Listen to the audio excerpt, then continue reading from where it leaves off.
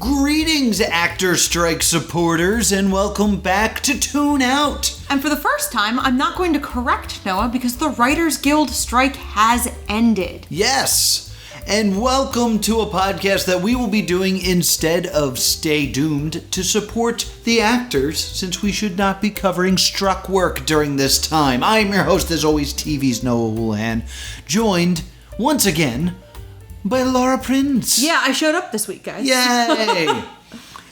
This week on The Big Shoe, we've decided that we really enjoyed the Rolling Stone episode we did where we counted down the 50 worst decisions in TV history, broke down some guesses that we had, and then we went through the list and reacted to it. And what do you know? They made one for movies. Which is convenient for us. So since we are card-carrying members of the Razzie Awards, We are. we thought this would be a perfect thing for us to break down. So join us as we react to the 50 worst decisions in movie history. We have not read ahead.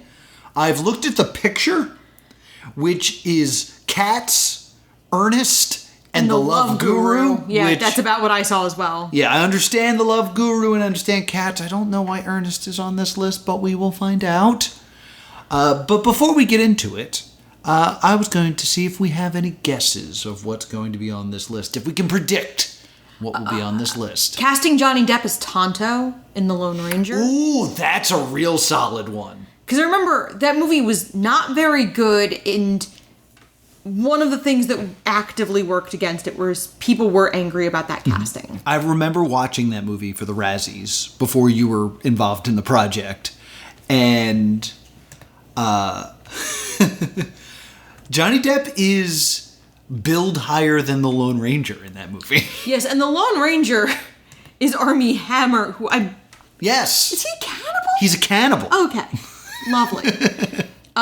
They haven't made Muppet movies in the last, 10 years. That's a big mistake. Big mistake. Huge. Disney live-action remakes, just in general. Yeah. Because I think, for me, the CGI is not where it would need to be for those to work. Mm-hmm. Looking at you, Beauty and the Beast. I got a couple that come screaming to mind. Well, and some of it's spending the amount of money they spent on certain movies. Oh, yeah, Waterworld. Yes. Waterworld. I was actually going to say more list. recently. I was going to say movies like The Flash. Just the amount of money they cost. That makes sense. They could have probably made money on lower budgets. Okay. So here are the ones that I came up with. I have John Carter from Mars because That's it's fair. Disney's biggest flop. I think there's going to be a casting one. So I'm going to say either Will Smith chooses Wild Wild West over The Matrix, or I believe who won the Oscar for Shakespeare in Love? Cameron Diaz? No, Gwyneth Paltrow. Gwyneth Paltrow. Gwyneth Paltrow only got that because Julia Roberts said she wanted something more prestigious. So I'm thinking maybe something like that. I think they are going to say Crash wins the Oscar. Yeah, which I'm still pretty mad about. I liked Crash. Yeah, as but a Brokeback movie. Mountain, though. Yeah. So I definitely think that could come up. I also think they might say Mommy Dearest winning the Razzie. Okay. Because that's kind of become a classic. So it's become a classic, but I think part of the reason it's become a classic is its reputation of being a quote-quote bad movie. Mm-hmm. It's in that basket with movies like The Room. True, but I feel like No Wire Hangers has become I remember No Wire Hangers being on a list of the top 100 quotes of all time. Yeah, legitimately, not oh hi Mark. I think the weird. I could go off all day on this kind of tangent about cult status in film, which is funny because it's Rocky Horror season. So I've been thinking about Rocky Horror a lot because it's Rocky Horror season, baby. So shall we jump in? I got two things I want to say real quick. One, I remember watching a list of the top 100 cult movies of all time, and I remember going, "Oh, Rocky Horror," and Rocky Horror was number 2, and number 1 was This Is Spinal Tap, which I found baffling. Yes. And another guess that I'm surprised you didn't say, so I'm just going to remind you, and then you can take it as one of your predictions.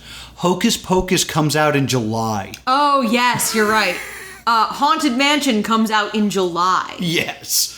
Laura and I have been screaming about this for the last couple months, At least, and I know the reasoning behind both, actually. Haunted Mansion came out in July so that they could dump it on Disney Plus this month. Yeah, so it could be there by Halloween. Hocus Pocus came out in July to make room for Nightmare Before Christmas, which came out 30 years ago this very week. Ooh. And they say if you listen, you can still hear them singing. This is We're demonetized. We're demonetized. All right, we're going to jump into the list. All right. All right, let's Number go. 50. Hugh Grant goes for a very expensive $50 drive down Sunset Boulevard. Okay, so this is really setting the tone for the list. Because this is not a movie decision. No, it was an actor getting arrested for hiring a sex worker. Yes. And let me just say, it's still Hugh Grant in this mugshot. Like, he's still, like, handsome and charming. He's like shrugging, like, oh no. Like, this could be a movie poster. Yeah. Number 49. Will Smith turned down The Matrix and Django. Oh! X gets the square right off the bat. Yeah. Because if I remember it correctly, there's this weird domino effect where he does take Wild Wild West. I know that there is this weird domino effect that it was almost David Schwimmer in Men in Black. Yeah. Which is so weird. He doesn't get Django Unchained because he has creative differences with Tarantino, and he wanted a love story, not a vengeance story. Right around this time, he made Men in Black 3 and After Earth. In defense of Men in Black 3... Yeah, I did like that movie. It has one of my favorite lines in a movie. Yeah. I regularly quote, "This is my new favorite moment in human history." Yeah. Usually a little cynically. I'm usually saying it when something is crap. Yes. I actually did like Men in Black 3. I think it's better than the second one. That being said, Welcome to After Earth is abysmal. It is an abysmal film. Number 48. Michael Bay decides he's the man to tell the story of Pearl Harbor. Would you believe that my school went on a class trip to see this film? Really? Yeah, that's when I realized I was a ghoul. Because I thought so much of this movie was hilarious and how horrible it was. Yeah. Like, I think this is the first bad movie I saw in theaters where I was like... I remember there's, like, a love scene among laundry. Oh, nice. Where they're, like, making out in, like, a parachute and laundry. And it's so dumb. Mm-hmm. And then, like, the Pearl Harbor sequences happen, and I'm like... I couldn't, like, connect with the dissonance of how stupid the rest of the movie was. I wonder if we would still be talking about Pearl Harbor as often as we do if it wasn't for Team America World Police and the song about Pearl Harbor sucks and I miss you. I think that's added to the longevity of the badness that was Pearl Harbor. That song is... it is perfect, but this is definitely a not good movie. I don't know if it won any Razzies, honestly. It was before I started doing that. But, yeah, I've actually never seen Pearl Harbor. It earned 6 Razzie nominations. 6? There's not a lot of Razzies. It's not like they do visual effects or anything. Unfortunately or fortunately, it came out the same year as Freddy Got Fingered, Oh, that makes a lot of sense. which swept. Yes. Well, Tom Green showed up to accept at the Yes, and he won Worst Actor. Yeah. So it was up for Worst Picture, Worst Actor. I'm going to guess on-screen team. Worst Screen Couple. Yep. Ben Affleck with either Kate Beckinsale or Josh Hartnett. Worst Remake or Sequel, Worst Director, and Worst Screenplay. Yeah, Pearl Harbor sucks and I miss you. Oh, right. Oh, this. Oh, well, there's Ernest. Ernest Goes to Africa. Need we say more? Yes, I personally love Ernest P. Worrell and the Ernest movies, but I remember renting this as a child, and Ernest shouldn't have gone to Africa. That's not a place we needed Ernest. That's not an Ernest story we needed to tell. Yeah, it wasn't. It's fun. He could go to school. He can go to camp. He can go to prison. He can be scared stupid. He can slam dunk. He can go to Splash Mountain. He can go to Splash Mountain for sure. He absolutely can. And unfortunately, he passed away while making Ernest the Pirate. Oh. I love the Jim Varney movies. I think they're great. And he's actually a very good actor. Like, have you ever seen when he's doing Shakespeare and then he turns into Ernest? Yes. It's incredible. He is great. But he shouldn't have gone to Africa. Number 46. A Catwoman movie without Michelle Pfeiffer. I would actually dare say a Catwoman movie without Selena Kyle. Yeah. They kind of imply that Catwoman became Catwoman because cats licked her while she was dying. Yes. Have you seen Catwoman? Of course I have. What are your thoughts on the film? It's bad. I don't know what you want from me. It's not really enjoyably bad. It's just kind of stupid, and I don't know who the audience for it is. That's my big thing. Because this says a Batman movie without Michelle Pfeiffer. Yeah. I think it's an issue that it's a Catwoman movie without Selena Kyle. Yeah. Patience Phillips is an unknown character. Her backstory doesn't make any sense. The main conflict is like so small. Like the villain in it is trying to make like evil makeup. Yes. Like it's so strange to be like, well, it's a girl character, so we'll have girl problems. So Yeah. it'll be makeup. Like that's insulting. They play basketball for like 20 minutes, it feels like. That's like the one thing everyone knows about that the movie. one-on-one basketball scene. It's so bad. However, it would really make me happy if she showed up in Joker. Yeah, I could see that. I would appreciate that joke. Go. Number 45. Disney turns away from animated movies after the death of Walt and Roy Disney. Oh my God. The 60s and 70s. This like weird era of Disney where every movie is like the title's like a weird sentence. Yeah, it's like a Mad Lib. Yeah. How many of these have you seen? Very few, actually. The Black Hole gave me nightmares. I don't remember the Black Hole. I was super young when I saw the Black Hole. But it's this weird time period of the 70s and 80s where Disney doesn't do much of import. Mm-hmm.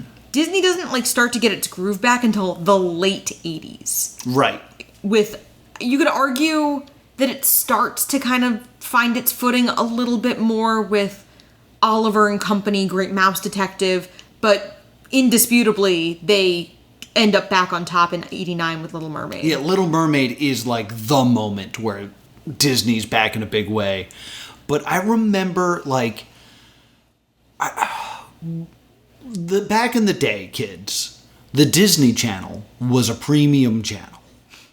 And I always wanted the Disney Channel. and I could never get it. But there'd be like a free weekend of the Disney Channel. Oh man, you get that VCR out, So and we'd you pop would... the VCR out and we'd tape it.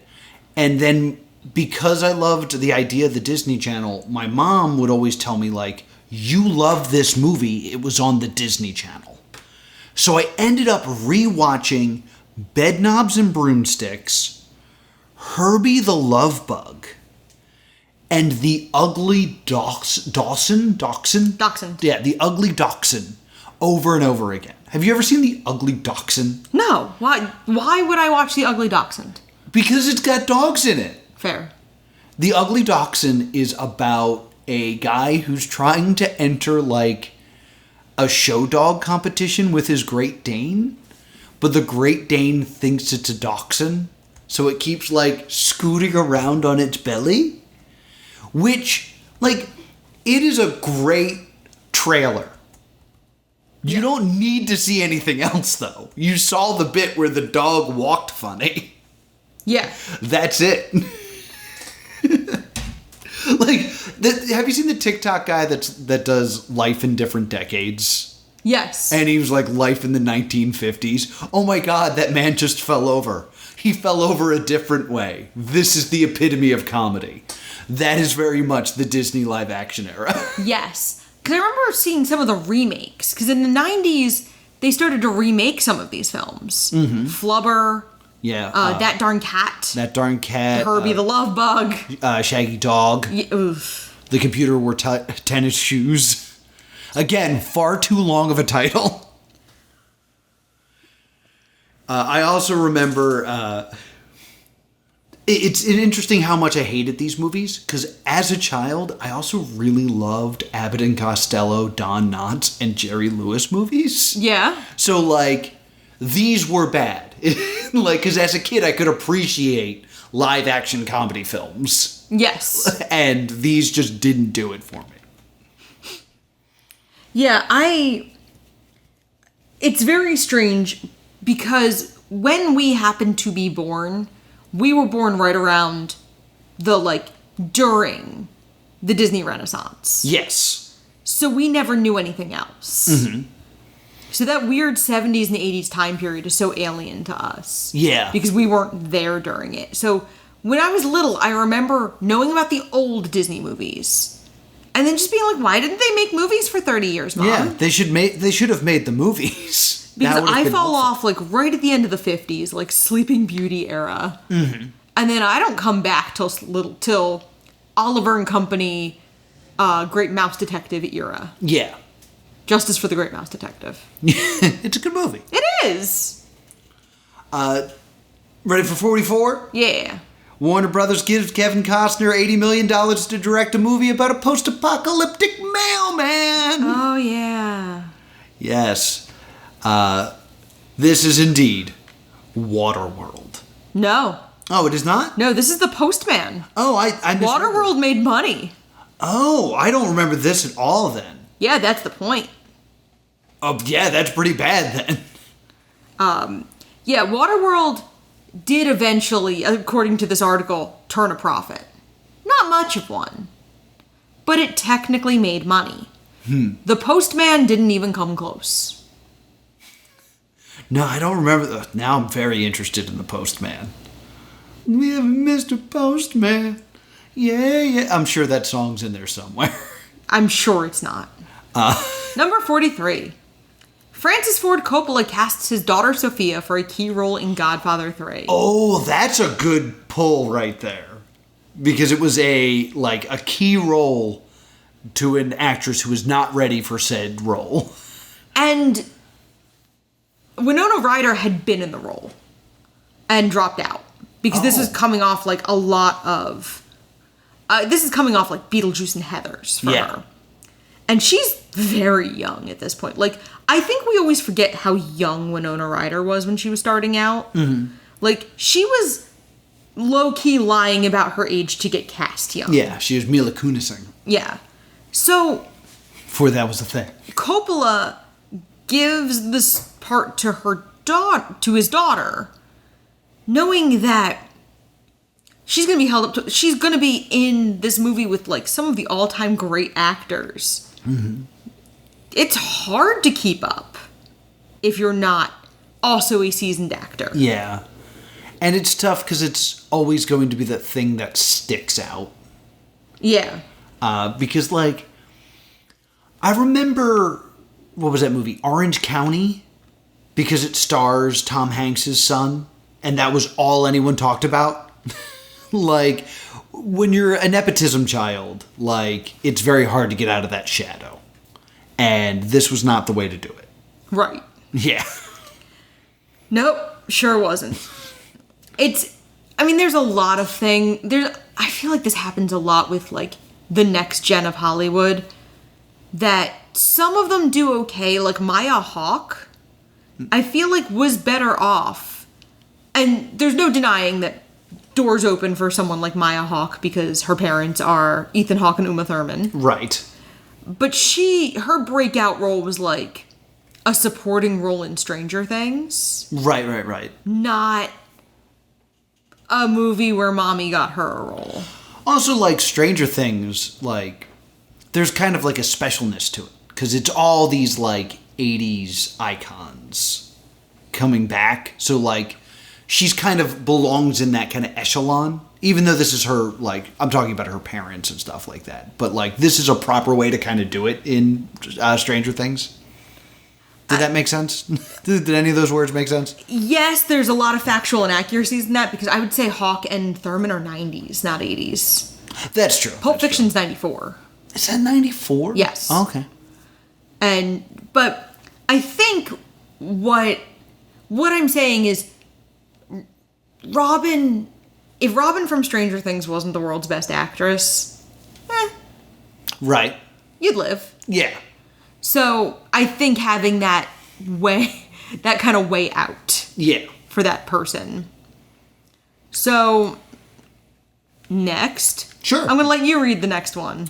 All right. Because it's going to upset you personally.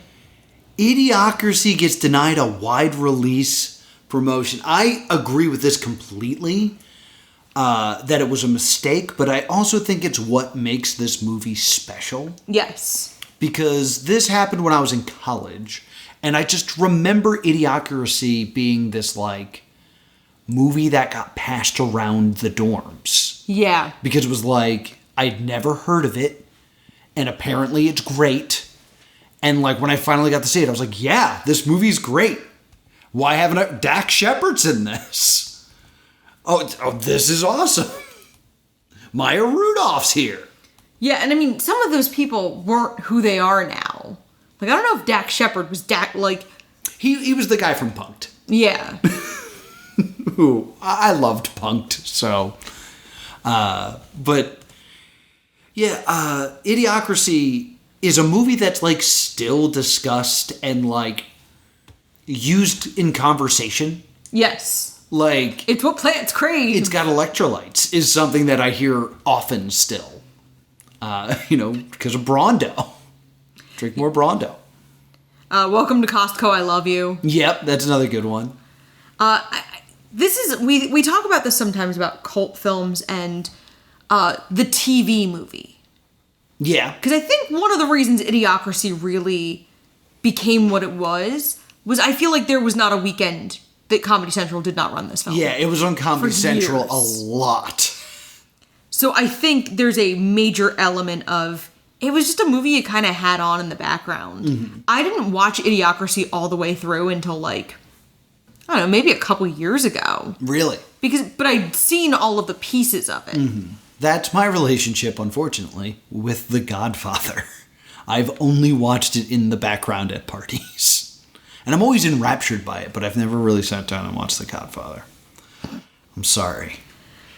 41. Noah has never seen The Godfather. How did they know? Including a rape scene in Revenge of the Nerds. I wanted to write a paper about this. Because I believe this is the final example of the bed trick. Yes. Which there was a trope in writing and in comedies for a while. Going back to Shakespeare. Going back to, like, Shakespeare Before and Shakespeare. ancient Greek, and, like, it's in the Canterbury Tales. Yeah, I was about to say, really, the Miller's Tale is ultimately a bad trick. Yeah. And Canterbury Tales is when I remember first, like, seeing this concept. But it's the idea of tricking someone into thinking you're someone else and then having sex with them so that they then go, oh, I didn't know. which is rape, though. Yeah, I mean, it's famously done in Measure for Measure as a way to trap an evil character. Yeah. This is part of a larger trend in 80s movies of sympathizing with the male characters and female consent is not considered important. Mm-hmm. I believe it's Pretty in Pink, or is it 16 Candles? They blend together a little bit. Pretty in Pink, where the hot guy just gives his girlfriend, his drunk, passed out girlfriend, to Anthony Michael Hall. Ooh. And he's like, yeah. And that's the romantic lead who does that. That's not good. So that idea of consent being iffy in 80s movies. There's a great Dropout sketch, because we don't use college humor as a term anymore, where they're like, let's get 80s revenge on someone. And the whole time they're just kind of like, wait, is this sexual assault? It's like, I got an idea. We'll get a stripper to hide in the podium, like in Police Academy, and he'll give him a blowjob while he's talking. And he'll go, wah. Well, actually, we probably shouldn't do that because that's assault. So yeah, I definitely think this is a horrible thing. I think it's on the list because it's the last time it happened. If this didn't happen in Revenge of the Nerds, they probably would have referenced something that happened in like a Porky's or an Animal House. Yeah, I mean, or the thing I mentioned, Pretty in Pink. Or Pretty in Pink, yeah.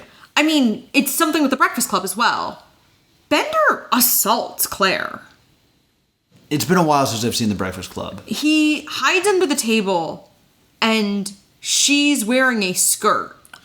Oh, yes. And he puts his face between her legs. Mm-hmm. They ultimately get together and are the romantic, like, a couple of the movie. Yeah. Gross. Yeah. Things that were written off as boys will be boys and shenanigans back in those times are not great, as it turns out. This is a real serious topic, and I'm worried now what will be 40. what Rolling Stones will then say. But you know what's worse? Letting William Shatner direct Star Trek: The Final Frontier. Did you look ahead? Because I had scrolled down. No, I didn't. You had really... I really didn't. You had really set me up so well for that. Yeah, this is Revenge of the Nerds. It's inappropriate and shouldn't happen. But you know what's worse? When Star Trek got ruined. I mean, that sounds about right. That sounds like what entertainment journalists would think. I mean, he got an even number Star Wars movie. Like, what do you expect? It's not going to be good. Correct. William Shatner. So what this is saying happened. Leonard Nimoy was a good director, but Shatner had something in his clause that said, like, if Nimoy gets to do it, I get to do it. Oh. So Nimoy directed 2 movies. One's people like. The Search for Spock and The Voyage Home. The Voyage Home, I believe, is the Whales. Yes. No, maybe. I don't remember. I'm not a Trek guy, so it's hard to say. But I will say that Nimoy gets his revenge. There was a whole plot line where he took his job as the Priceline negotiator. Mr. Shatner, please have a seat. We have to let you go. But I'm the voice of Priceline. But now it's the new Priceline. What's new about it? You can actually choose your flights, times, even airlines from a selection of very low fares. Or you can still name your own price and save even more. But who could possibly replace me? Hi, guys. Hey, Bill. Hey, Leonard. The new Priceline. Now there's a choice. For Priceline.com. So there. Suck it, Shatner. Number 39. All right. making The Hobbit into 3 movies. That's something I wanted to... I was actually going to say that specific thing. Yeah, but you didn't.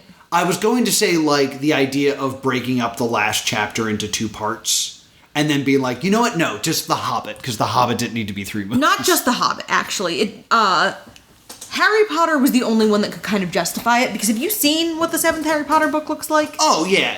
It's what is colloquially called a doorstopper. But I don't think Twilight could get away with it. I don't think The Hunger Games should have gotten away with it. Divergent, very famously, didn't. Yeah, Divergent didn't even happen. Because Allegiant bombed so hard. Ascendant, I believe, was the last intended film. Something like that, yeah. And then they tried to make a mini-series out of it, and Shailene Woodley was like, nah. My contract says I don't have to do that. Bye-bye. Bye-bye. Bye-bye. That's my favorite Star Tours thing. Bye-bye. Bye-bye. I hate Lord of the Rings. I've gone on record as saying that. I saw the first one and thought it was boring and did not jump on board for any of the ones after that. So I did not watch The Hobbit. I just remember being at a party and someone showed up having just seen The Hobbit and would not stop screaming because they were so angry about it. So yeah, not great. And just like the magic of the Lord of the Rings movies was gone by then. A lot of people enjoyed the first Hobbit movie. But I also kind of got the impression that most of my friends who are big Lord of the Rings fans were like, there's not 3 movies here. No. So like the first one was good, but like you got how much more movie? Yeah. Because no, you don't. What we got up next? Steven Spielberg tries to prove he can direct a comedy with 1941. Yo. I love 1941. I think that movie's great. It is a farce. Like, if you don't get the joke, the end of this movie is Dan Aykroyd saying, you know what? I don't think this is going to be an important year for this war. I think the important year is going to be 1942, which is a serious war movie.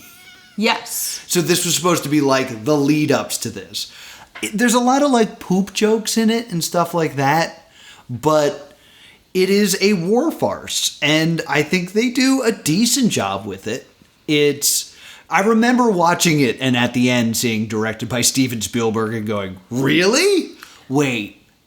Yeah, it was. I do enjoy that this is, in fact, the second Pearl Harbor adjacent film. Yeah, maybe we just don't make movies about Pearl Harbor. So have you seen 1941? Yes, but not in quite a long time. Yeah, it's been some time, but I remember enjoying it. Because I remember my father was a great collector of movies. We had a lot of DVDs. What can only be described as far too many. Far too many. And so one day when my dad wasn't home, I went down and I had a notebook and a pen. I made a list of all the movies I wanted to watch in his collection. I was only banned from 2 movies. I found out later it's because of extreme sexual violence. Yes. Revenge of the Nerds. No. Angel Heart and The Serpent and the Rainbow. I think I've heard of Serpent in the Rainbow. It might be just because you've told me this before. But I found out later those 2 films have extreme sexualized violence. Mm-hmm. Because I remember seeing the movies I was permitted to watch and going, yo, what's in those 2? Yeah, something awful's in that movie. Because he had the Godfather trilogy. Yeah, no, right this way, 12-year-old girl. Everything else I was allowed to watch. And I remember 1941 being one I watched. Because, do you remember, I grew up in New Jersey, and in New Jersey we have Teachers Weekend. Yes. And I was just old enough that they didn't bother with childcare. Because I was probably won't burn down the house years old. Just to clarify, in New Jersey, there are just 2 days in November we don't have school because the teachers are supposed to go to a conference, but they go to Disney World instead. Yes. just so we're all on the same page. So then I would go get some of these movies, and I spent from 8:30 when my parents left the house to 5 p.m. when they got home watching movies both days. And I believe that was one of the ones I watched. Also in there's Empire Records, the entire Austin Powers trilogy. The great films. Two good films. Third one falls apart. I kind of like the third one. I saw the Really? third one in theaters. Really? I was 15 when I saw it, I think. The third one, I feel like, was a lot of, like, recycling of the same jokes over and over again, but that's also the joke in the third one. Yeah, but when you're like a young teenager, that that's works great. for you. Yeah. 37 is... Scrolling. Half of Hollywood teams up for the disastrous movie 43. I will stand by this movie. This movie was exactly what it promised it to be. If you were upset, then why did you go see the movie? It also says they forgot to make a single segment even remotely funny, which I would take issue with, because Elizabeth Banks' sequence with Chloe Grace Moritz Is really deeply good. funny. It's really good. It's McLovin, Yeah. and yeah, it's a tale of a girl who gets her period for the first time, and it gets blown out of proportion, and does a great job with it. And I will say, from experience, a lot of girls blow their first period out of proportion because we're so inadequately prepared for it. Mm-hmm. I've known girls who've gone to the ER because they thought they had appendicitis. Yeah.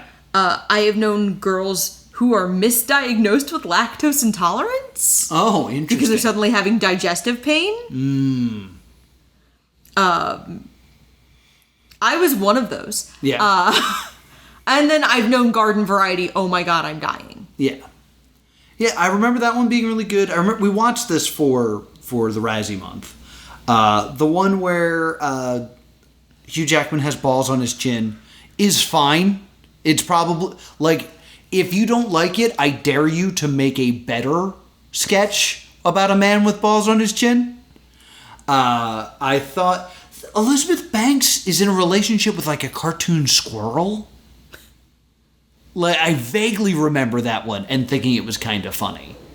And she agreed to do it so she could direct the period one, and that's what gave us Cocaine Bear. So you know what? I would need everyone to back off movie 43 right now. I accept your terms. Everyone back off. I love Elizabeth Banks.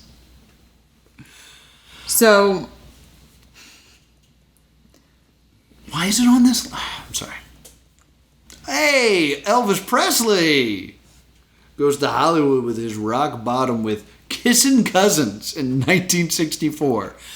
Now, you have a huge star like Elvis Presley. yeah. Of course you make movies with him. Yes. That's why we got In Time with Justin Timberlake. That's why we got Purple Rain. That's how we got Don't Worry, Darling. And that's how we got Don't Worry, Darling. Like, it makes sense to do this.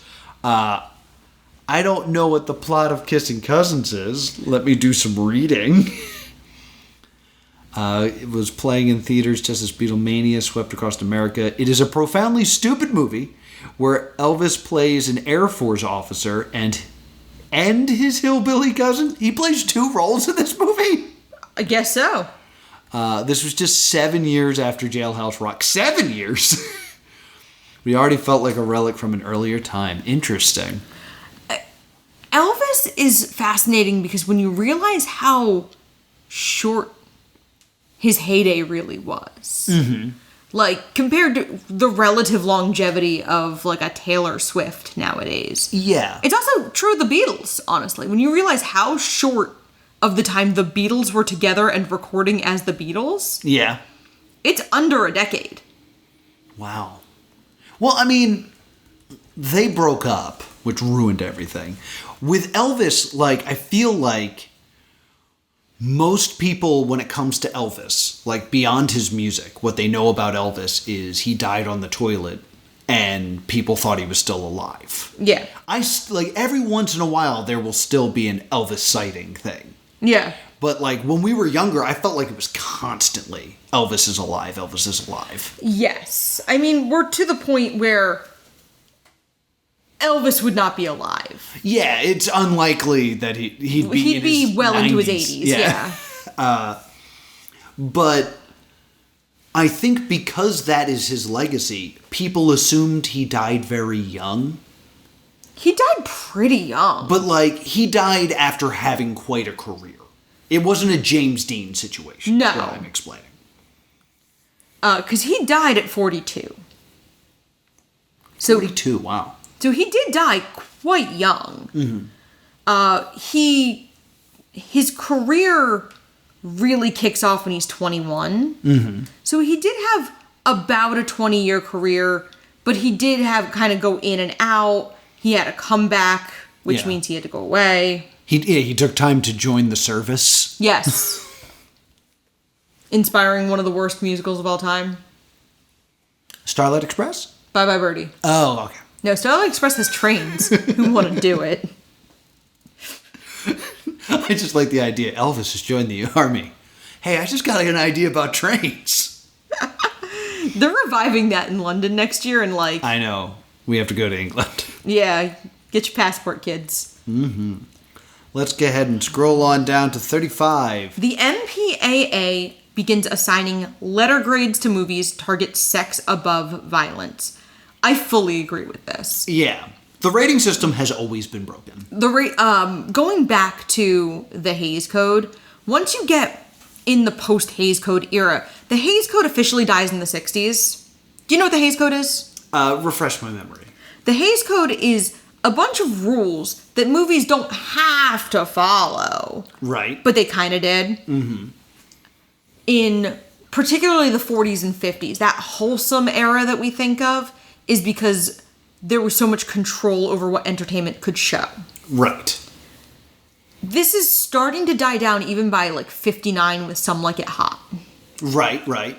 And then when we get into the 60s, like the gloves are off. And that's why... Bikini Bingo Psycho Fest. Well, we actually had this conversation with a friend recently about the 70s being a very dirty, violent era in movies. And it's because they could. Yeah. That's where you get this anti-hero, like, Taxi Driver era. This is where you get the villain wins. This is where you get slashers and exploitation. Because now they can. Yeah. Can you imagine if you weren't allowed to make a certain kind of movie for 20 years? Yeah. When you got the chance to. It's like, oh, time for something different, gang.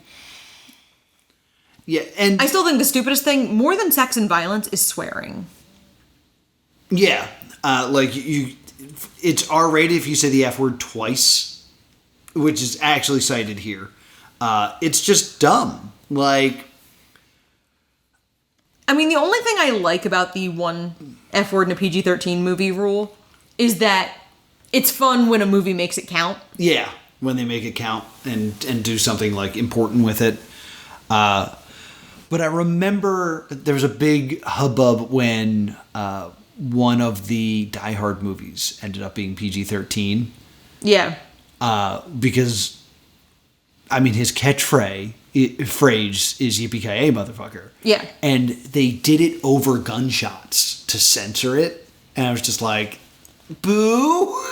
But Why make this movie then? I'm sure the violence level is not substantially different from original Die Hard. Not really, no. Because this is something... The PG-13 rating has become this very weird catch-all. PG-13 just means movie. Yeah. PG means kids movie, R means adult movie. PG-13 is just default. Yeah, and G means, like... Babies. Baby movie. Yeah, there might not even be a plot. Like, Disney movies were all G up through the 2000s, and then they started being PG as well. Because I remember, like, there was a time before there was ratings on television. Before we got the, like, Y7, TV-13, TVMA thing. And they also were talking about having actual symbols for what made it that number. Yes. Like, is it just because of language or is it because of violence and stuff like that? Something like, it was good to see TV trying to figure it out because movies messed it up. Because I find it super interesting. The Princess and the Frog is rated G. Tangled is rated PG. Yep. Friends from the Other Side is definitely a scarier Disney yeah. sequence Are you ready? than anything in Tangled. Yeah, I would agree. Somebody gets stabbed, but like, he gets better. Yeah, like, and I also remember having a discussion with you when the new Evil Dead remake came out. And you were like, so apparently this movie has ruined the R rating. Because it was so insane. Yes, because people were taken aback that it was released at all in its current form.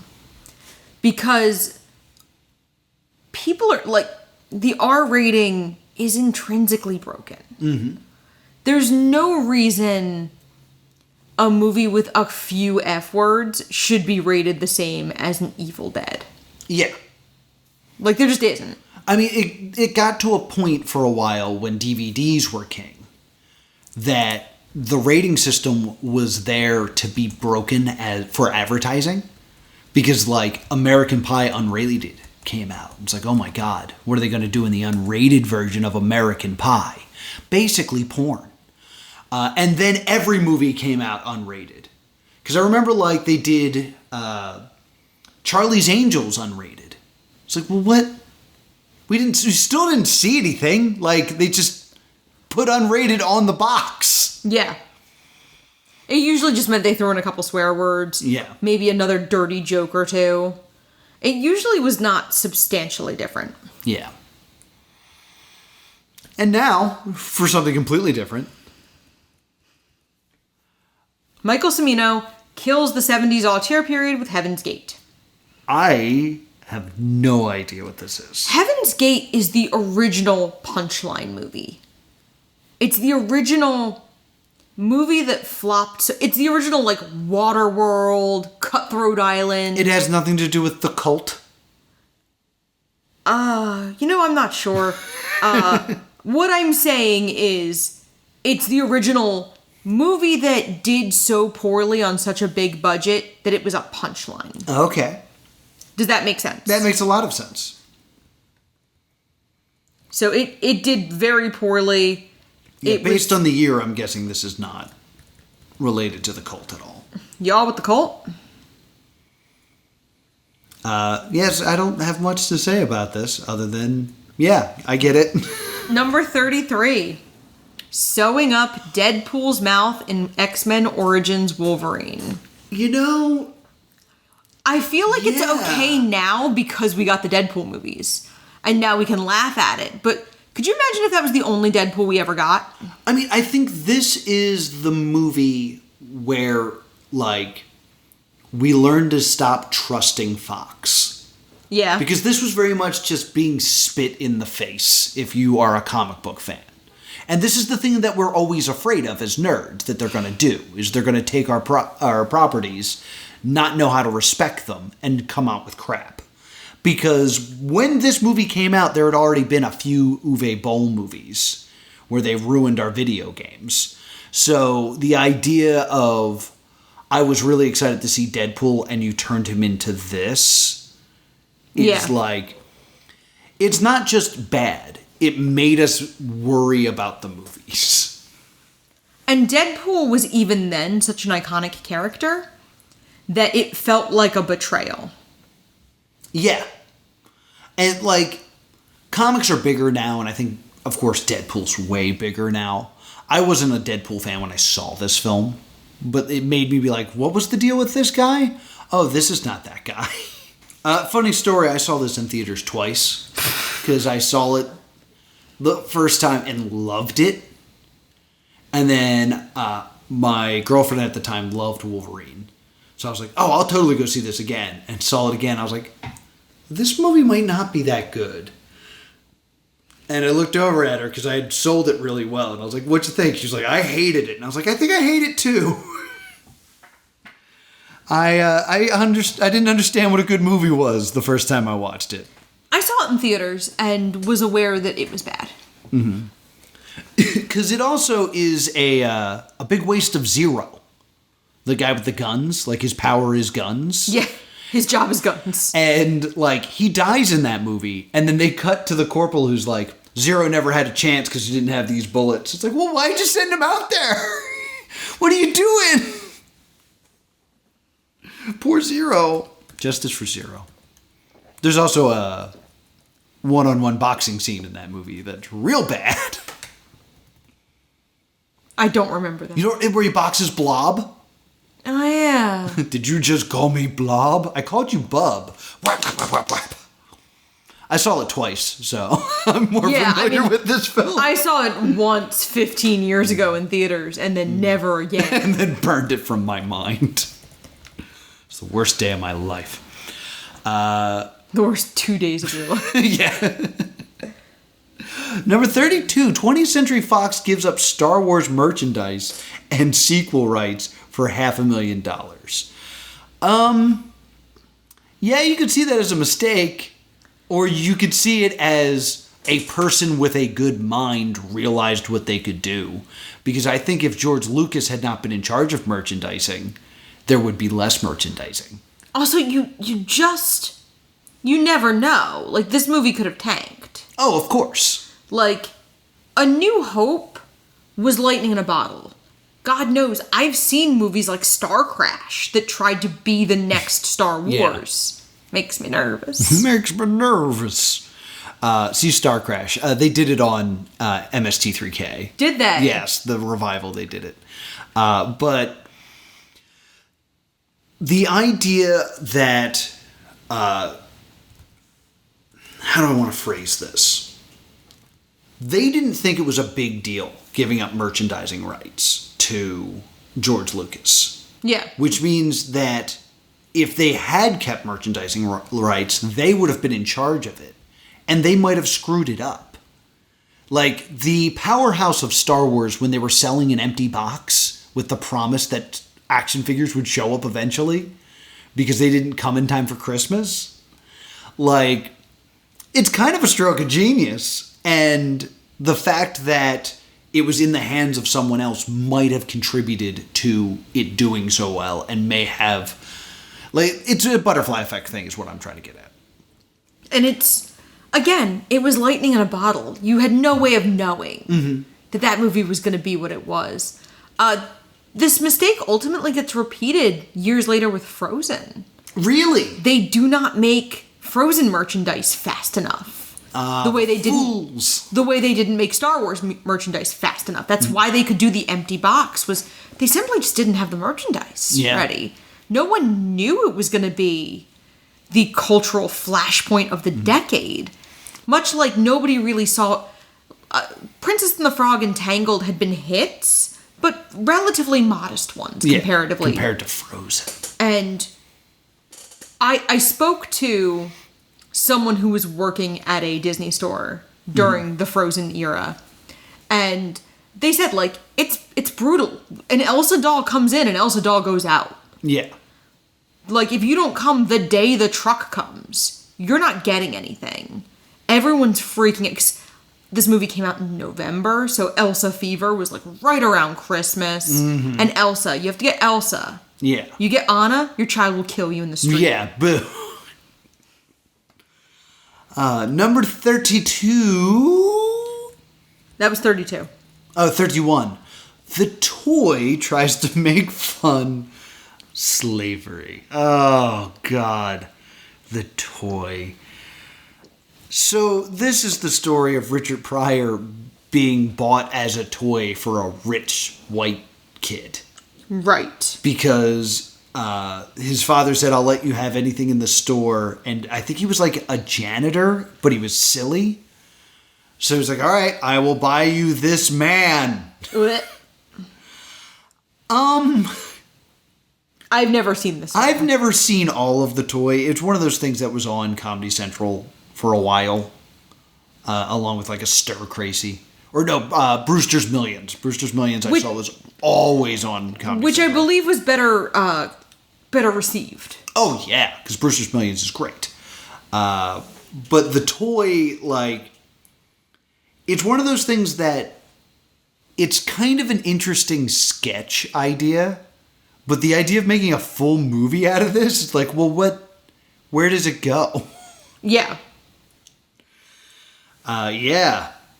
Painfully unfunny for a supposed comedy, says Rolling Stone.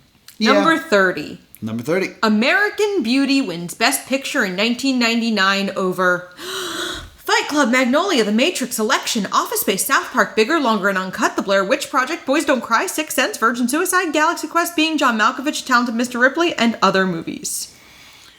Yeah. It's weird. I remember in 1999, a lot of people telling me that American Beauty was one of their favorite movies. Like how it was a beautifully done movie. And like the scene of her in the pedals was parodied all over the place. And then you watch the movie and you're like, wait, how old is she? Oh no! I mean, I saw this movie when I was a high school girl, because I didn't see it when it first came out, because it came out when I was far too young to have watched it. Mm-hmm. But I watched it a couple years later as a high school girl, and went, because, like, first off, the plastic bag's funny. I've seen that parodied so many times, still pretty well. Yeah. Not another teen movie parodies it. And this is his bag. But I still make that joke whenever I see a plastic bag in the wind. Like, it's the most beautiful thing I've ever seen. But my relationship to this movie is very similar to mine with Dear Evan Hansen, where, like, I had heard so much about it, and then when I sat down to watch it, I was like, what is this movie about? That's really the plot of this movie? Well, that's uncomfortable.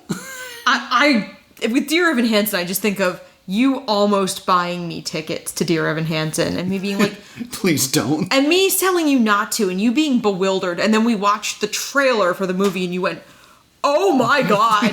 And I had the thought of, what if I hadn't told you? Yeah. What if I just let you buy me expensive live theater tickets and said nothing? And then had to go and sit and have actual reactions to that with people. That would have been bad. I will say the list provided here. There's a lot of hindsight in this list. Office Space, Galaxy Quest. Yeah, for sure. Sixth Sense, I think, should have won Best Picture this year. Agreed. I don't think anyone was sitting there being like, you know what, South Park, Best Picture. Should have won Best Song, though. Yes, agreed. Being John Malkovich is such a, like, so many of these are so weird. 1999 was a lot of weird movies. I mean, they cite a book called Best Movie Year Ever, how 1999 blew up the big screen. And I'm just going to point it out just because it's on the list. I've tried like 4 times to watch Election, and I cannot get into it. I love that movie. Really? Like, Yeah. I haven't tried in a while, but like, I thought Have you ever been a type A high school girl? Because Tracy doesn't seem like a bad person when you're also an uptight, overachieving, conniving teenage girl. I haven't made the attempt in a while, because like, I just remember being like, I don't think I'm old enough to get this. So maybe I should give Election another try. All the other movies in here, great films. Galaxy Quest is an all-time. Galaxy for Quest me. is so good. Did not do well in 1999, so like, yeah, this is the power of hindsight, but... Same with Office Space. Same with Office Space, yeah. Number 29. Number 29. Howard the Duck nearly kills the MCU before it even begins. No, it didn't. What are you talking about? Space Duck movie didn't do well. What did you think was going to happen? Yeah. Nobody saw this movie and was like, we should never make a Spider-Man movie. This movie was banned from the house I grew up in? For the bestiality? No. Oh. So, every kid in my family had a movie they ran into the ground. Oh. And my cousin Steven's was Howard the Duck. So there was like a list of like 5 movies we could not as a family watch. Because every kid had one movie they ran into the floor. Mm-hmm. And So we couldn't watch Beastmaster, we couldn't watch Clash of the Titans, we couldn't watch Howard the Duck. you guys really liked your practical puppets.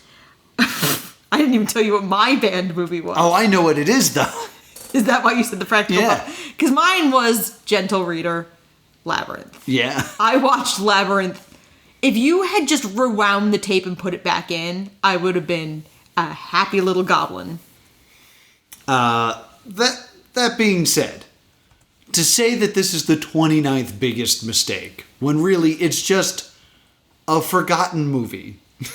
That, like, if you're trying to tell me that if this movie didn't exist, the Marvel Cinematic Universe would be better and or would have started sooner, you're out of your mind.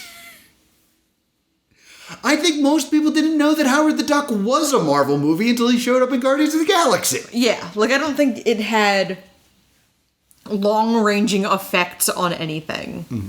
Number 28. Cats experiments with digital fur. Cats is so bad. It's so bad. I don't know if it's the digital fur that's the, like, cats. It could just say number 28. Cats. Cats. Because there's so many things wrong with this. Because I've given this a lot of thought, because of course I have. Mm-hmm. You know what one of the biggest issues with the Cats movie is? Stay with me. They add a lot of complete breaks in songs where they stop the momentum cold and then have a build. Yeah. But they do it in nearly every song. Mm-hmm. So every song, the movie stops cold and then it has to try to claw its way back up. Yeah. Also, Taylor Swift being heavily in the marketing when she's in about 5 minutes of the film. I mean, you know that sold tickets. When we went to see it, there was definitely a young Swiftie. Swiftie with the most bewildered parents I've ever seen in my life. Oh my God, Taylor Swift is gonna be in a movie. Here, stay with me on this one. All right. I so relate to this young woman.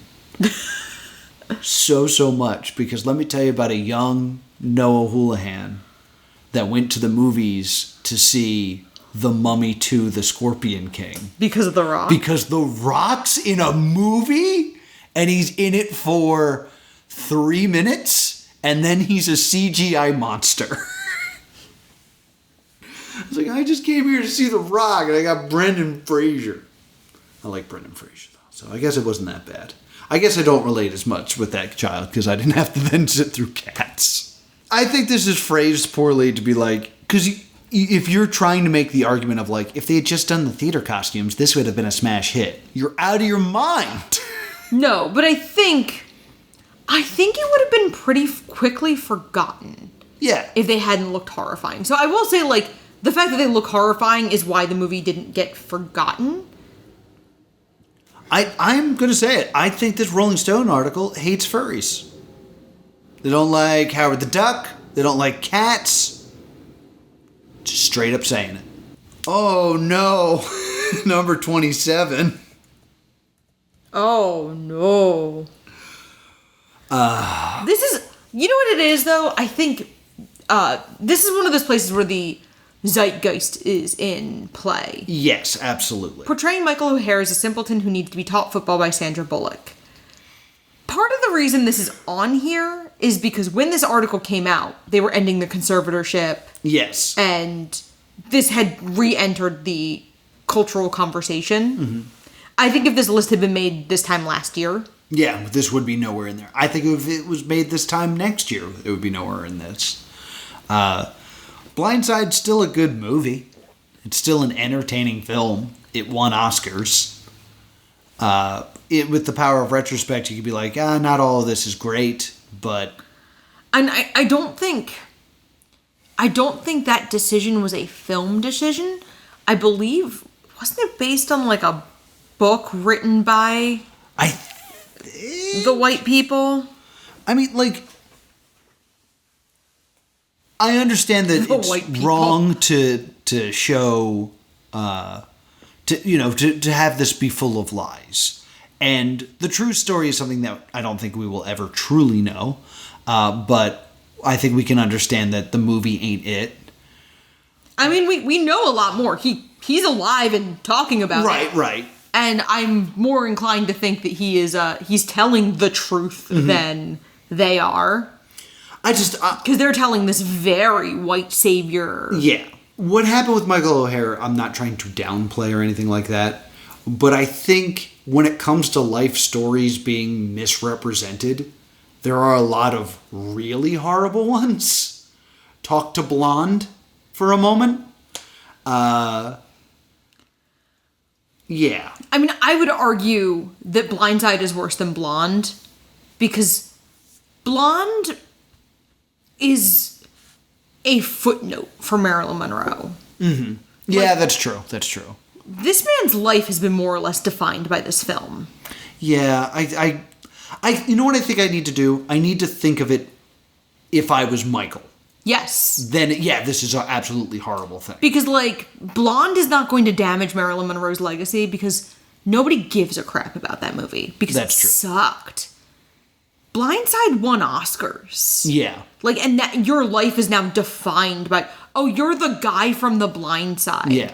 So anyone who's seen that movie is going to have a preconceived notion of you. Yeah, you have to live that life. A still living, Yeah. still breathing person who has been lied about by people you thought you could trust.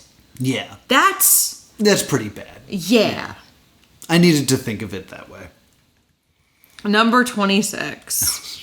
Mel Gibson perpetuates anti-Semitic myths in The Passion of the Christ.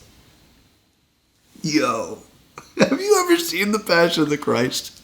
Actually, I have not. Yeah. Because I took a class on world religions, and he said we were going to watch it one day in class. And I was a second semester senior and went, I'm not! And got up and walked out. Because you know when you're a second semester senior and you just have to pass a class? Yeah. There's no more thought of keeping your scholarship. Yeah. Or like, your GPA is going to be what it's going to be. Mm-hmm. Like, if you bomb this class, how much is one class going to matter? I just have to pass to get my degree, right? Yeah. So I rolled out and went, I'm good, bye, and left. So no, I have not seen Passion of the Christ because I didn't wanna. And I knew we were gonna watch it the next day in class, so I wasn't even gonna get up. I saw it with my parents, but my parents didn't want to go to the movies, so my parents got a bootleg copy of it. So we Stole the we Passion stole of the Christ. Jesus.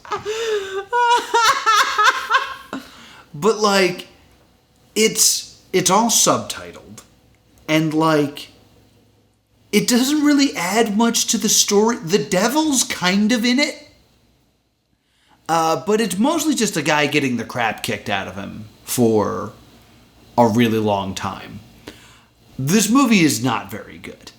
I do not like it. And, like, it's never a movie you're like, yo, let's watch. You know what I haven't seen in a while? Passion of the Christ. Do you want to watch that, or do you want to watch Muppets from Space? Those are the two I'm in the mood for right now. However, I will say, if we want to just like erase it from time, I don't know if we want to do that, because South Park made an amazing episode off of this. I do remember that South Park episode. I do remember seeing that. Because it said something that I thought was vital. Kenny and Stan go and see the movie and go, whoa, that sucked. And until then, no one was admitting the movie was bad. Because it was like, it's the story of Jesus. We are going to be respectful. But no, it's just like, wait, this movie sucks. And then South Park was like, by the way, Mel Gibson's a crazy person. And nobody got the memo for another like 7 years. Yep. And that, dear listener, is where we leave you. Yeah, we're gonna pick up the rest of these next week. So this has been our reactions to what's going on in the 50 worst mistakes of the movie business, according to Rolling Stone. I think it's a decent list so far. They're choosing some very interesting, like they're choosing scandals, which I would have avoided. Yeah, I thought this was going to stick more to movie business decisions. Yeah. Hugh Grant hiring a sex worker is not something I would consider a terrible... He had a long, successful career after that. Yeah. He's still making movies. He was in Dungeons and Dragons 6 months ago. Yeah, we just saw him. We're like, yay, Hugh Grant's in this. I would say Hugh Grant made a worse decision turning down the role of Gilderoy Lockhart in Harry Potter than he did hiring a sex worker. Yeah, absolutely. I think there's a few misses in here. A few of them are a little too... It's weird. Some of them, I think, are too vague, where they're just like, Heaven's Gate, am I right? And then some of them are too specific, like Howard the Duck almost destroyed the Marvel Cinematic Universe, because no, it didn't. Also, there's bestiality in that movie. You could have talked about that. In any case, thank you so much for listening. We will be back next week with more. If you want to be a super cool patron, you can check out patreon.com/plus2comedy. Where can people find us, Laura? You can email us at The Stay Doomed Show or on Facebook and whatever we're calling it this week at Stay Doomed. She meant Twitter. And if you want to talk to me about 1941 and how Spielberg should do another comedy, I'm at +2comedy on Twitter. If you want to talk about the intrinsically flawed rating system that faces the American movie system, my name is at Priorities or at Glitter and Glow Tape on Instagram. Until next time, bye! Tune out!